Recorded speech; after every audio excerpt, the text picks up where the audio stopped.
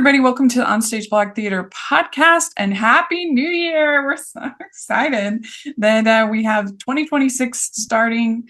And today we thought it would be fun to look back at 2025, the year in theater news, theater, our own personal experiences with theater in 2025. That would be a lot of fun. So that's what we're doing today. And I am theater critic Rachel Wagner, and Jacklyn Collier's here. Yes, 2025. What a year for theater. Happy New Year. Happy New Year. I'm excited to see what 2026 is going to bring. Yeah. So we're going to go over kind of some of the big key stories. And then we're going to talk about our own personal highs and lows as far as theater. But sort of one of the big moments of the year is maybe Happy Ending winning the Tony for Best New Musical, and then Purpose for Play. Have you gotten to see maybe Happy Ending yet? I'm actually seeing it on January 8th. So okay. I'm excited to see it. I actually did just see Cara Young, who was in Purpose, won the Tony for Purpose. I just saw her in Gruesome Playground Injuries, and I'm so bummed I didn't see her in Purpose because she just is tearing it up. Incredible. She is such a talented actor. Yeah. And I haven't seen it either. And so I'm sure there's going to be some listeners who will roll their eyes at that, that why are we doing a Broadway podcast when we haven't seen the big show but everything I've heard about it, or, our friend Mark Bonanni, he raved, he loved it so much. Yeah, and I know I think it's something that's so fascinating that it wasn't, previously, like it wasn't an IP that everyone recognized. It's not like it had A-list movie stars in it. It wasn't something that necessarily was like guaranteed success, but because it's the strength of the storytelling and the acting and just the music. And I think that it shows us what Broadway can do. Yeah. And I know there's been some controversy with the recasting, but at least in the initial casting, they had this, Asian representation that was unique and special, and that they had three of the actor wins in the Tonys were Asian Americans. Yes, and cool. I completely understand the controversy surrounding it and how there's not enough Asian representation on Broadway or in media as a whole. Darren Criss is now back in the show. I do find it interesting that for Helen J. Shen, who's incredible in the lead in maybe Happy Ending, that the person who was replacing Darren, that there was so much controversy over, is her real life partner. I just feel like that must have been what a mess for her. Yeah, exactly. What an emotional mess for this. Because I'm sure she was super excited when they first announced the casting and be like, "Oh, I got to do this with my partner, and we get to do it together." She was probably very excited. Like I think all the feelings surrounding this are valid because yes, there's not enough representation, and this was something that was very special about this show, and I think that they should have continued that going forward. Like I feel very strongly about that, but I just can't help but think about Helen being like, "Uh-oh." Yeah. Like I'm suddenly involved, and especially when it's her own community, so there's feelings of confusion there. I just imagine she was in a really difficult position. Well, and I mean, and the part is technically it's a computer, right? Yeah, like a robot. Yeah. Like it's like the whole, and it is interesting when you have that whole play Yellowface, bringing up some of these themes, where the whole idea of Yellowface is that they cast a non-Asian in Miss Saigon. Yes, which so that it is kind of ironic that, but at least in this case, it's a computer. It's not a actual person. So I think I can understand why they were like, "Oh, this would be great," and that Yeah, This especially is with the somebody who's tie-in with popular. how, yeah, yeah. And I think it's just it's kind of like with Lion King, they're lions and other Right. animals, Yeah, that's a good but comparison. but it's like, well, you're not going to have a white actor playing Simba. I can understand how it was sort of an innocently gotten into mistake, but then I can understand why people were upset. All of it. It was a mess. It was a mess. But it doesn't take from the fact that it's cool that something so unique and creative would win the Tony and be, Absolutely. successful. Yeah. And I'm so excited about it. And Purpose, like I think that, this is great to see what Broadway can Hmm. do. Yeah. So then we had also Sunset Boulevard winning for Best Revival. It was a pretty competitive year for revivals. Did you get to see this? No, I do like Jamie Lloyd. Like I like I've seen quite a few of his production, like A Doll's House. I saw his Seagull in the West End. This was not something that I was particularly inclined to see, although I do think the concept was cool. And of course I was rooting for my girl Audra, but hey, Mm-hmm. can't win them all, and she's won a lot. Yeah, yeah. So we have Jamie Lloyd bringing in these spectator moments Hmm. into his productions. We have this moment in Sunset Boulevard where he goes out onto Times Square and it's Yeah, filmed and recorded and this whole thing. And then we have in Evita over yes, in London, we have Don't Cry for Me, Argentina being performed to the streets. pretty Um, incredible. I would be super irritated if I paid the big bucks to see Rachel Zegler in Evita and I had to watch her singing Don't Cry for Me, Argentina on a video On feed. that, I think it's just okay. If I didn't know it ahead of time, yes. But I think what a cool thing that people can be exposed to this like epic moment in theater just by being part of the landscape of the city. Like it's cool for the people outside, but not cool Yeah. for the people inside. No, no, It's like yeah. it's one thing if it was one of the side songs, which is what they Right. basically did for the Sunset Boulevard moment. Right. Like it wasn't like this is the moment of this show. It is by far this like the highlight that you are waiting for. So I mean, I didn't see it, obviously. I'm not in London, so I can't speak to it, but just so maybe they handled it in a way that made it work. I don't know, but I would be irritated. Oh, I totally get it if you paid for it. I just love theatrically, like the theatricality of it. I'm just so like, yes, that's an amazing experience to have that. Like to Hmm. be in London and to be like, oh, I can watch her do this. I just think that's so epic. Yeah. Well, it's going to be interesting to see if we start seeing more of that. We also saw the Masquerade, Hmm. which I guess is considered off Broadway. Yes, yes. Yeah, yeah, it's off Broadway. Technically, yeah. But so this is like an immersive experience. You go to the different rooms and you get Phantom told to you through this immersive experience. I'm dying to see it, and I want to so bad. It looks incredible. And not only did they do an incredible job with, from everybody I've heard that it's really good, but the whole marketing of it was so well So done. brilliant. Was So brilliant. so smart. The way they put these like clues all over the city and and had all these little installations Yeah. that that I thought that was so cool to see. I mean, I guess I'm a branding person, I'm a marketing No, I person, love that.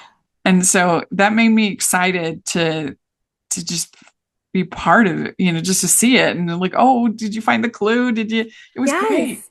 Well, it feels like you're a part of something that's bigger than yourself, which is Yeah. why I love theater so much. Hmm. Hmm.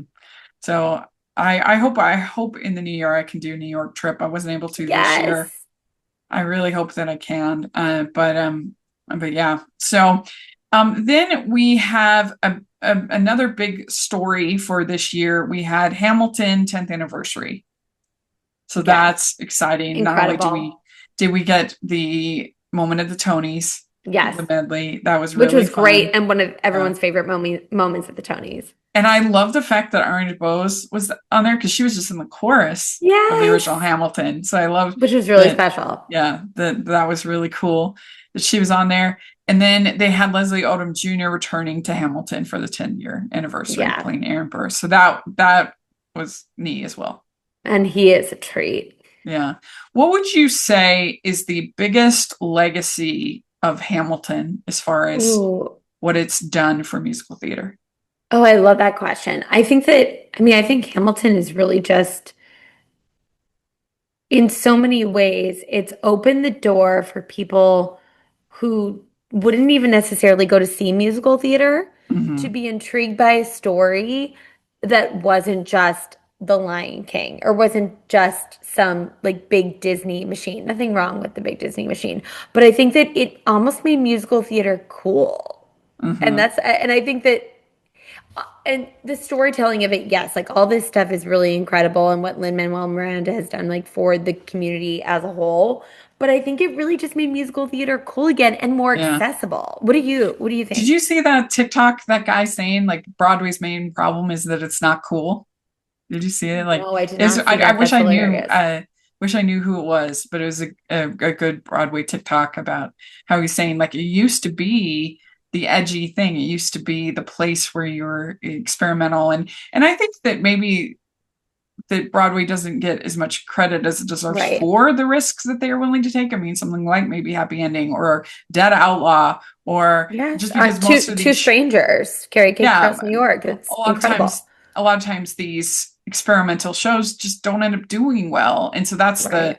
frustration. And maybe part of it is because they have developed sort of a more mainstream audience who are buying the tickets that aren't going to see these cool. So maybe it is a problem that Broadway isn't cool, but Mhm.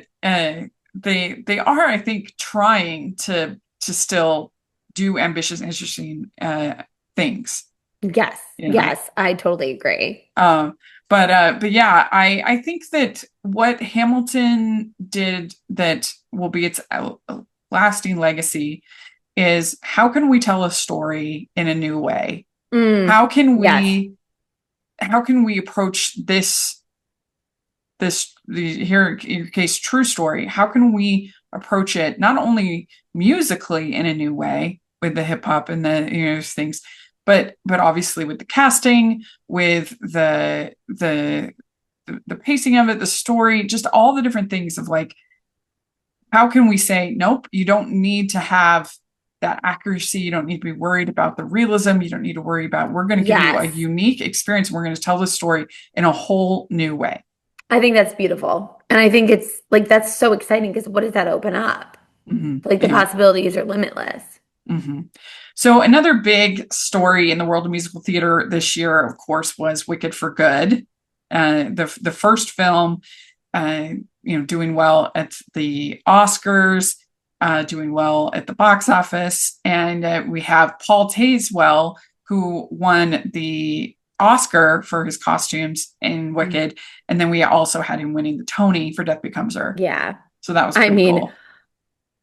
Death Becomes Her epic, epic Mm-hmm. costuming. I mean, everything. The Yeah. performances are incredible, but yeah, very well deserved Mm-hmm. for the costuming for both Death Becomes Her and Wicked for Good. Yeah. Yeah, and it was neat to see everybody kind of beyond. It was neat to see the beyond the hardcore musical theater fans embracing musical theater, embracing Wicked. Yes. The second one has been more divisive, but as we knew it would be. Right. But still, it's been fun to see a lot of people get excited about musicals. Yeah, it's like the theater kids, we're just wanting to be cool. That's Yeah, all we're wanting. Come yeah. on. Yeah. So we also had a pretty good year as far as Broadway Pro Shots. Yes. So we got the live stream of Good Night and Good Luck. which we covered here on this podcast. Which was incredible to see for those of us who Yeah. couldn't afford $500 for a ticket. Right. And then they had Merrily We Roll Along, which we also did an episode on. There was Frozen, Next to Normal, Yellowface, Girl from the North Country, and Kiss Me Kate. Those were the main ones. I'm sure there's others that I might not be aware of, but those are the main ones that won great performances and on Disney Plus, things like that. Yeah. And these pro shots are incredible because it's giving people access who wouldn't otherwise have access. Or, I had seen Merrily and, so had Rachel, but we were able to see it in a whole new way with the pro shot. Absolutely. Yeah. And I mean, sometimes you wonder why did they pick, like, Girl from the North Country is not a strong musical, in my opinion. I did not enjoy it. And then this Kiss Me Kate, I do not understand why they decided that this was film worthy. It was not good, particularly the dude. He was not good. And the girl was good. But I don't know. There was just nothing special. I'm like, why did you decide? Like, what was it's always interesting when stuff gets pushed forward that you're like, okay. Yeah. But it's nice that we have it archived and that so even if it's less successful, the Girl from the North Country, it was just so many ideas happening all at the same time. Right. You got these Bob Dylan songs that have nothing to do with the plot, like literally nothing. They would have the plot, and then there would be a singer. At least this is the way the national tour was. They would have a singer appear on the side of the stage singing that song. And so they was like, okay, then we're gonna have a little bit more plot, and then we're gonna have a singer on this side. So just completely separate from each other. Yeah, it was weird. And it was not good, in my opinion. So it is kind of funny when that happens. But then I thought the Frozen was excellent, very well done on Disney Plus. And then Next to Normal, I didn't think that this Next to Normal was like anything amazing. It was like, this was a good version of Next to Normal. I didn't think that it, but not like transcendent. No, like this just seemed like a solid version of Next to Normal, which is great. Like, that's fine. But I mean, I really wish to have a pro shot of Jason Danley and Maren Mazzie. May she rest in peace, because seeing that was one of the most incredible theater experiences I've had. And I'm sure they have it at Lincoln Theater Center. Like, I'm sure they have it. I know. Because you can go and watch I wish that we could have access to that. No, I do too. So much. Wish we could. And then Yellowface, that was very funny. Very well written. Very well done. It was good. And it was incredible to have that as a pro shot. Mm-hmm.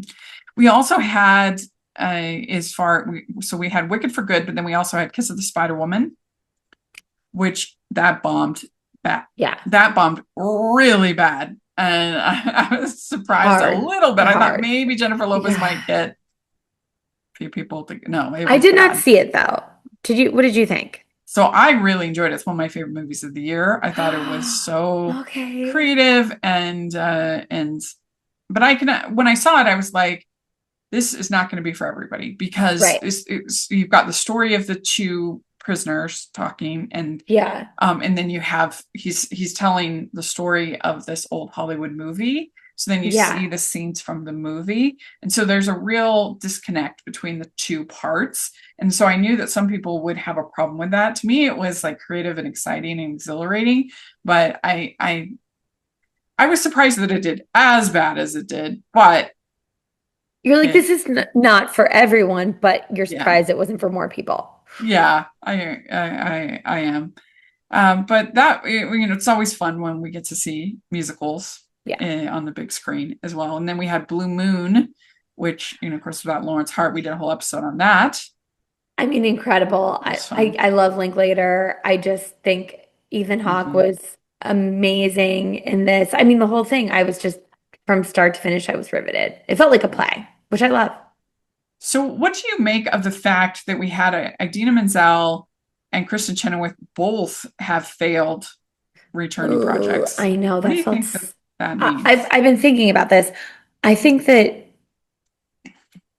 Redwood and Queen of Versailles, I just think that's not the story. I I don't necessarily think it's as much of a reflection on them as in the projects themselves, although I know that with Kristen Chenoweth, she was in the news at the time talking about Charlie Kirk in a way that upset some people, which is understandable. So I understand that they think that could have been the backlash for that, but I think that people don't want to watch something about big trees and they might not want to watch something about a really rich woman. You know what I'm saying? Yeah, I think it's less of an example of people rejecting Idina and Kristen. I think it's just an example of how hard it is to have a hit. It's just hard. That's so true. I mean, It's Rachel, you knew from Jump. I remember for the Macy's Thanksgiving Day Parade last year, you yeah, were like, oh no, this is not going to be a good yeah. musical.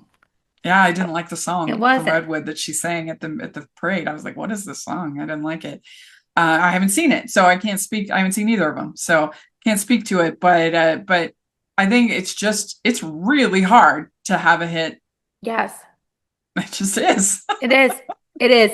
So And I many think things that, have to go together, and so many things have to work, and yeah, yeah. And I think the material was just not what people were looking for. yeah, yeah.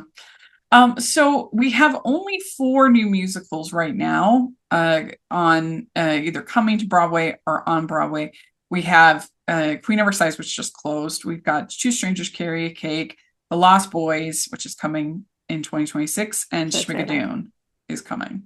So Yes. that's it. Revivals, we have Chess, Cats, The Jellicle Ball, Ragtime, and Rocky Horror Show. So that's not very many. How do you feel No. about that? I mean, it's interesting. Two Strangers was incredible. I can't encourage people enough to go see it. Um, Hmm. Schmigadoon is going to be interesting because also Titanic is Oh going yeah, to that's true. They Broadway, just announced which that. is Yeah. interesting. Mhm. It was on the West End. I saw it like 10 times And at then the it was Darrell off Roth Broadway, Theater. wasn't it? Yeah. In New World. It was at the Darrell Roth Oh, Theater, okay. but it Okay. was also in the basement of the Gristedes in the old like improv space originally, which is where I saw it a couple times. Hmm. But yeah, it is moving to Broadway, and I'm like, oh, that'll be interesting to Hmm. see what that's like. I mean, I love the show. It just is such an off-Broadway show to me. Yeah. I think this is an interesting collection of shows that we have, and it'll be interesting to see where they all fit. How are you feeling Yeah. about it? Yeah. I think that we kind of got through that stockpile Yes. of shows that accumulated from the shutdown. Yes. And now I think we're sort of rebuilding now. We got through all of that, and we had so many shows opening that for a while that I think that was why it feels so low now. Right. Really. Now we're just at a normal Mhm. stasis. Yeah. Yeah. Yeah. We also have Mamma Mia and Beetlejuice doing national tour stops in on Broadway. How do you feel about that? Yeah. So this is interesting. So I've heard really mixed things about the Mamma Mia, but Mamma Mia is just such a fun show, and I know people are having fun with it. I think it's a nice thing. I think it's an exciting thing too for actors who, they've done a Broadway national tour, but maybe this is their first time actually on Broadway. Um, Hmm. I find it interesting, and I wonder if this is going to continue to be a model for it. What do you think, Well, Rachel? I know there's been some pushback from about the use of the equity actors, the pay scales, the different things with this national tour versus Broadway things. I obviously am not an expert on this, but I have heard some things like that people are concerned about Yeah, that. yeah. So, Which I yeah, understand. I yeah, understand yeah. that too. Hmm. One big thing this year is the incredible success of celebrity-driven plays. We just recently had Yes. Waiting for Godot with Alex Winters and Keanu Reeves. We had Othello, Jake Gyllenhaal, and Denzel Washington. We had Good Night and Good Luck with George Clooney. How do you feel about that? I think it's what you said earlier, Rachel, was so spot on about how, um, even having a star doesn't guarantee a hit. Like Othello was not a hit, you No, know? no, it was. It recouped its investment. Um, Oh, but I mean, as far as like artistically, right, right, okay. like it was not like in the like a hit, which, yeah, to your point, yes, it made money, so it recouped its investment. So, but as far as what people thought of it. Hmm. Um, or at least in the Broadway community, I think people were like, "Oh, woof, that was not great. Mm, That was not yeah. great." I think it's exciting for people to get to the theater, especially for things like classics, like Waiting for Godot and Othello. So I think it's certainly a positive thing if the actors can hack it, Mhm. which we saw with Good Night and Good Luck. I think George Clooney absolutely could, but I also heard it was very different earlier on in the run, and he's admitted Mm, that it was definitely a process for him. yeah. What do you think about it? Well, and I could see watching the live stream how it was almost more effective as a live stream as a pro Yes, shot viewer, because I could see how the actors get kind of lost in that stage. Like it was such a sprawling completely stage. There swallowed was up so in all the much going on, production. Yeah, and the fact that you can do those close-ups, you can do those things, I think actually made it make more sense. But I hope that they were pleased with the results of that because I really think that's a smart thing. I mean, yeah, again, what do I know? But it seems like to me that that would be such a good way of getting people to get excited about theater, get yes. excited about Broadway, and to just start to plan those trips and to plan those is if they have Yeah, access to these shows and like a yeah. live stream. I think it's a great idea. Yeah, you're right. That accessibility is so key. Hmm. Hmm.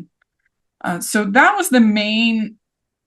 Let's see here. That was the main Broadway news that I had for the year. That I'd written down. Did you have anything else that you want to talk Just about? Patty LaPone can't shut her mouth, but Oh yeah, that's we've true. talked about that. Yeah, we We've did. We had a we've whole given that episode on enough. that. We've given that enough airtime. But no, that's the only thing I was chuckling at. But no, I think you did a great job of covering it. I think that um, it'll be very interesting to see what 2026 brings. Hmm. So, what would you say is a highlight for you in your personal theater going of the year? I would say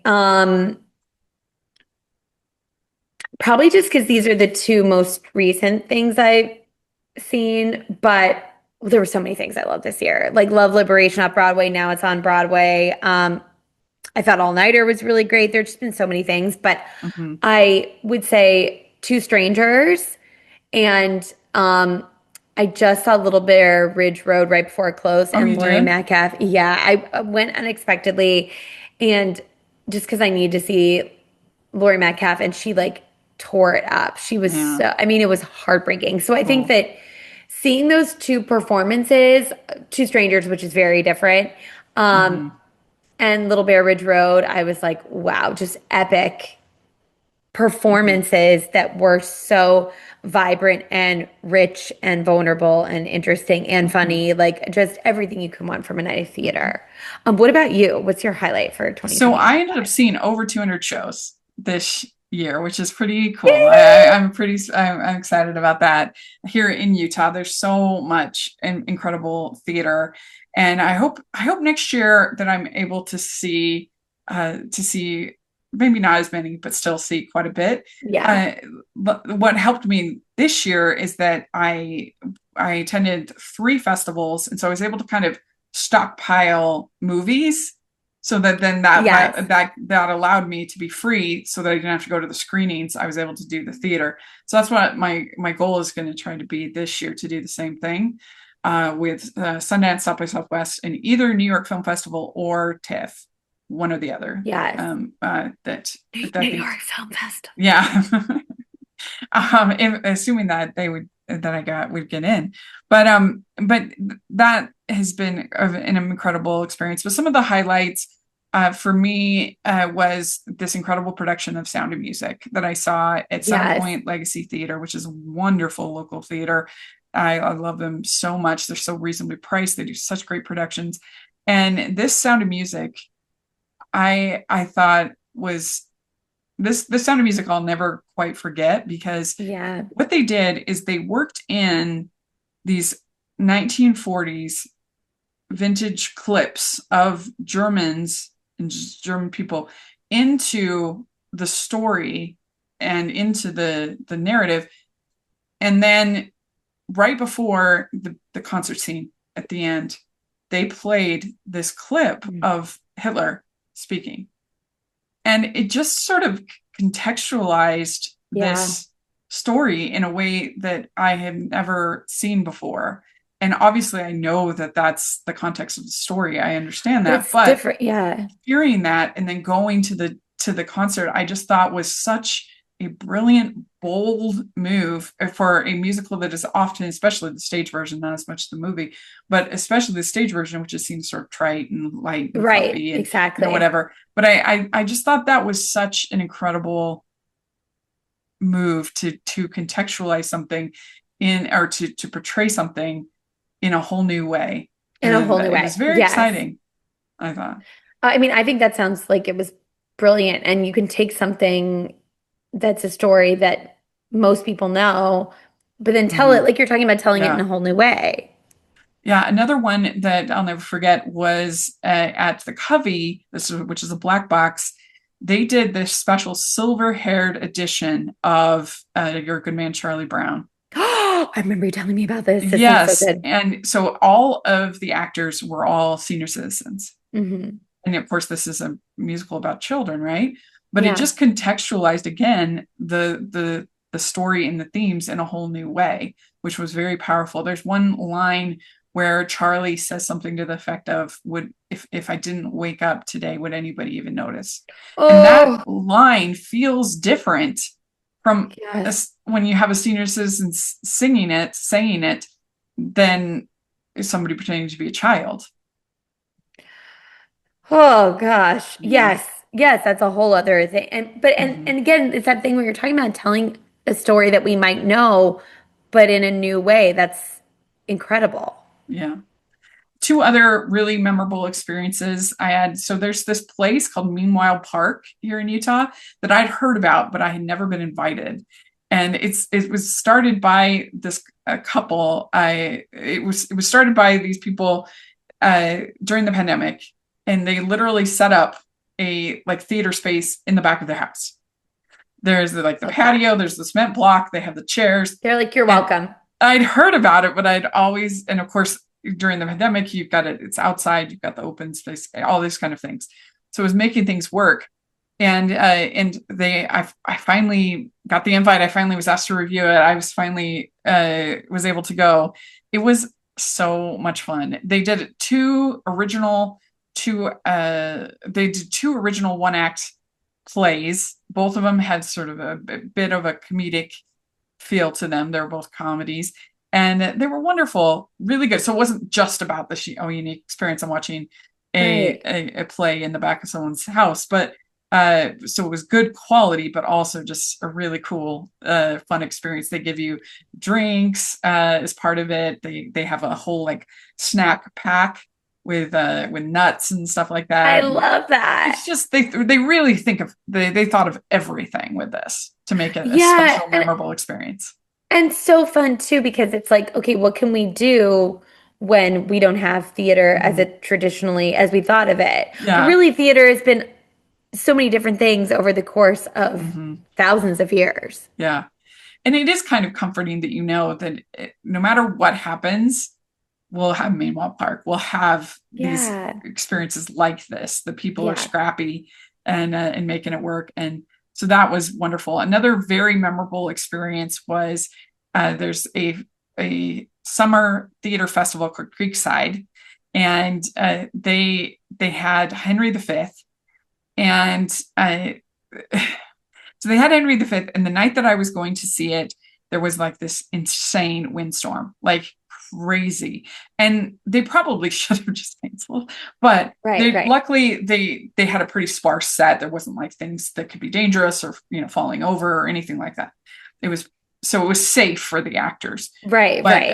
But it was just an incredible experience to all be you felt like we had all been survivors together by the end of it, that we weathered this storm. Yeah. And when there's the big iconic St. Crispin's Day speech, I love that speech. He gives, and you really felt like victory, we had made it through, kind of a thing, which was.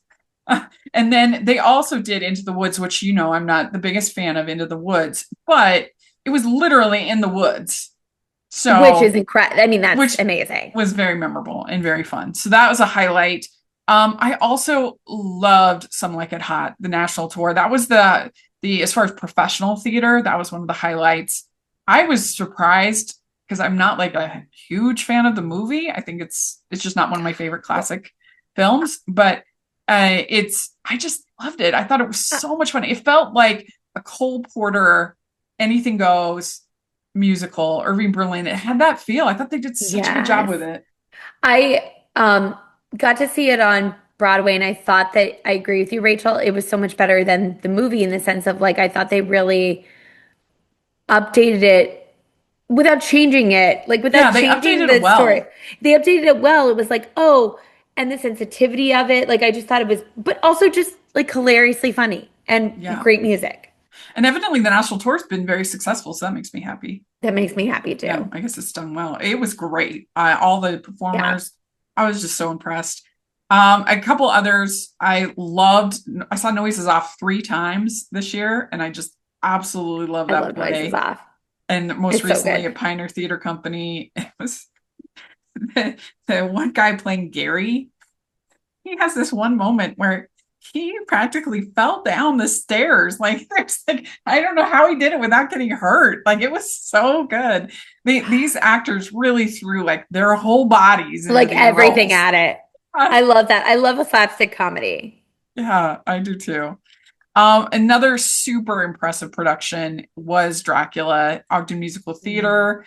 This is actually the second year that they have done this because it was such a hit the first year, and I can understand why because it was Right. so good. Every aspect of it was national tour worthy. You could take this, and And put it I anywhere. don't think there would be anybody that would be like, wow, no. Yeah. It was outstanding, and even like little details like they kept changing out the wigs for Dracula throughout because the more he feeds, the more youthful he Yes. gets, right? Yes. And so even like little details, which for a community theater production, you don't expect that No, but kind seeing of. those touches, it goes such a Mhm. long way. It was so good. It was so immersive. It was so good. So I loved that. I also loved. I mean, we were together for Shakespeare Festival, and that was the Utah Shakespeare Festival. That Oh was my gosh, I very loved getting to have fun. that experience, especially getting to see a Ken Ludwig that we didn't think we would get to Yeah, see. yeah, that was great. The highlight was still Magnolias. I absolutely Yeah. love that play. I love that play. Um, and then I also saw an absolutely incredible version of She Loves Me at BYU. I mean, it's one of my favorite musicals, but it was outstanding. And again, talk about paying attention to the details.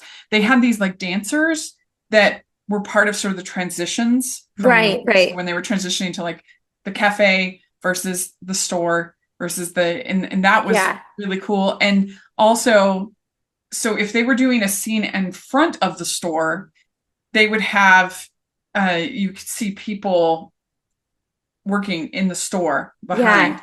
Or if they were in the store, you could see people walking Oh, I love that. past. Just like those kinds of attention to detail.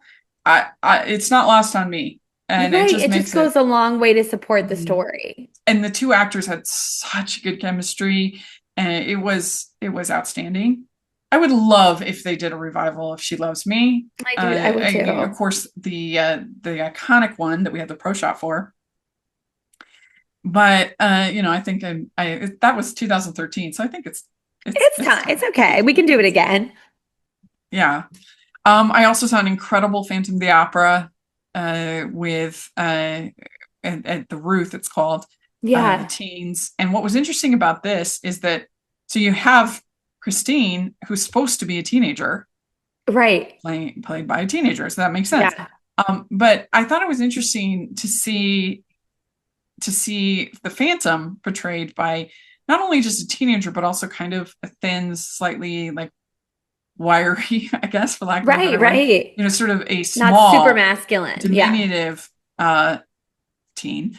And I thought that makes a lot of sense when you think about the character. He's Totally. been hidden away. He's been treated that it makes kind of sense that he'd be sort of pale and So Right, that he's not this big, masculine, yeah, strong figure. it Yes, kind of, again, it sort absolutely. of contextualizes the story in a different way. Yeah, And I saw so many great Hades Towns teen edition. It's so cool to see the teens get inspired and get excited yeah, about the story and to tell the story.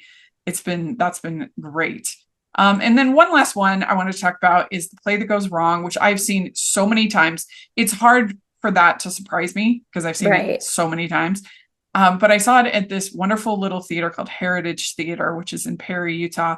And it's a restored church that they turned into Oh, a theater. I love it so much. They're so good. They're so bold. And it's exactly yeah. what I want out of a community theater. What you want. Yeah. Yes. Anyway, and they did The Play That Goes Wrong. And I was thinking, how are they going to do that in that tiny space? It's Right. like a little, how are they going to do that? But it actually made the It material worked. fresh and new because you think about it, it's about a community theater that everything goes wrong. So, like, Yes. it in this Yes. tiny and things going wrong, it was like, okay, it It works. worked. Like life imitating art and art imitating life. Yeah, they had the second story that was just on a kind of an elevated platform, just like maybe Yeah. 2 feet off of the like hardly at all.